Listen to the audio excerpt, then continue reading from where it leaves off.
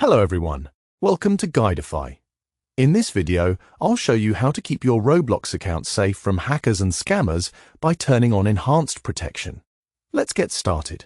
Open the Roblox app and tap the three lines in the top left corner.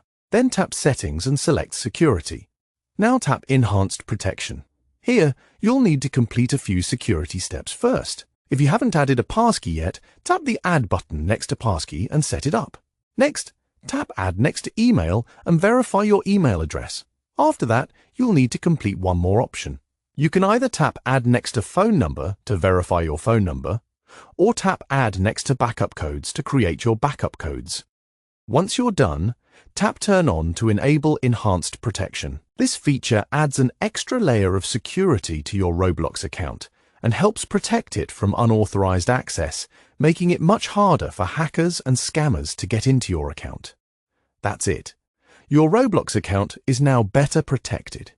If this video helped you, don't forget to like the video and subscribe to Guidify for more helpful tutorials.